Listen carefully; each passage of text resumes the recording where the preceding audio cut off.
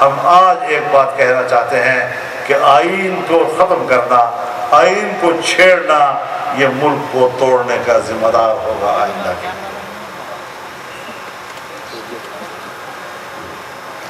میرے محترم دوستو،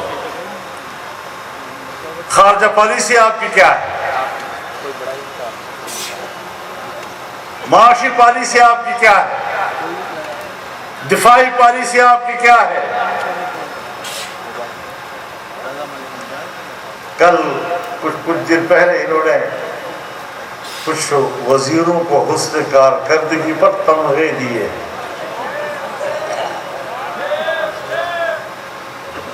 بھائی تمغے، انعامات، اسناد اس وقت دیے جاتے ہیں جب کھیل ختم ہو چکا ہوتا ہے۔ سو ہوں انہوں نے کھیل ختم کیا کر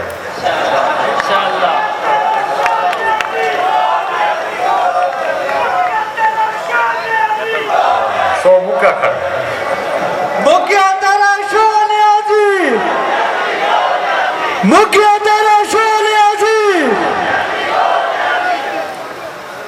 میرے محترم دوستو، کچھ بھی نہیں رہا ہے۔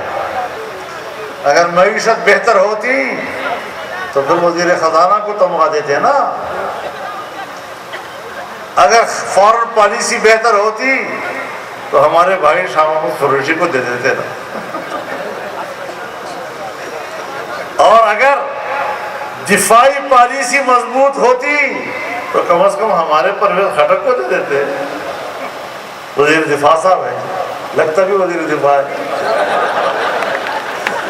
میں کہتا ہوں یہ پک اینڈ چوز کر کے کچھ کو انہوں نے جو تمغے دیے ہیں، اگر دفاع ان کے نزدیک کسی تمغے کا مستحق نہیں ہے تو اٹ مینز، اس کا مطلب یہ ہوا کہ ہماری فوج پر اور جنرل پر انہوں نے عدم اعتماد کا اظہار کیا۔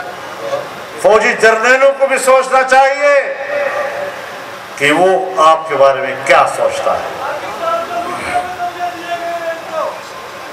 پاکستان کو لوٹنے پہ کہتے ہیں تمغے دیے گئے، کس نے زبردست قسم کا لوٹا ہے تو پھر وہی ہے۔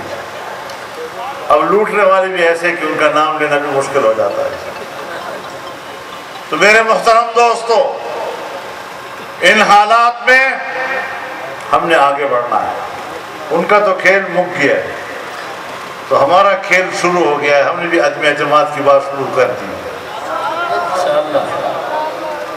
اور پی ڈی ایم نے جو فیصلہ کیا ہے اس حوالے سے ہم نے آگے بڑھنا ہے، اور انشاءاللہ میں جمعیت علماء اسلام کی مرکزی مجلس عاملہ کو ان قریب بلا کے ان کو اس ساری صورتحال کے بارے میں اعتماد میں دوں، پھر جو جماعت کی رہنمائی ہوگی اس کے مطابق ہمیں آگے بڑھنا ہوگا۔ تو میرے محترم دوستو، یہ ملک ہمارا ہے، یہ کسی کا جاگیر نہیں۔ اس ملک کے ہم مالک ہیں، اور اگر ہم مالک نہیں ہیں تو پھر آپ کو آگے بڑھ کر مالک بننا پڑے گا۔ اگر آئین کی روح سے ملک کے مالک آپ ہیں تو پھر اگر کوئی دوسرا اپنے آپ کو مالک کہتا ہے تو اس کا معنی ہے کہ اس کا قبضہ ہے۔ تو آپ کے ہاں بھی ہوتا ہے نا کہ زورور آدمی آگے کمزور آدمی، ہیڑے آدمی دے زمین دی قبضہ کریں دے، وہ قابض یقین ہے نا، ہمارے تو نہیں یقین ہوگا۔ تو اس لحاظ سے سمجھ لینا چاہیے کہ پھر مالک قبضہ چھڑانا چاہتا ہے، اور آئین کی روح سے، قانون کی روح سے، اخلاق کی روح سے، اصول کی بنیاد پر ہم پاکستان کے اندر افراتفری اور بدامنی کے متحمل نہیں ہیں۔ ہمیں آگے بڑھنا ہے، ملک کو طاقتور بنانا ہے، اور نتیجے اللہ کے ہاتھ میں ہے۔ کب کیا فیصلہ کرتا ہے، کیا نتائج سامنے آتے ہیں، لیکن اللہ ہم سے ضرور پوچھے گا کہ اس برائی کا مقابلہ تم نے کیا یا نہیں۔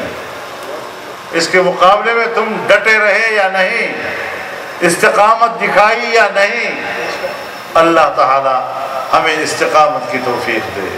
اور انشاءاللہ العزیز اب تبدیلی کے امکانات روشن ہو رہے ہیں۔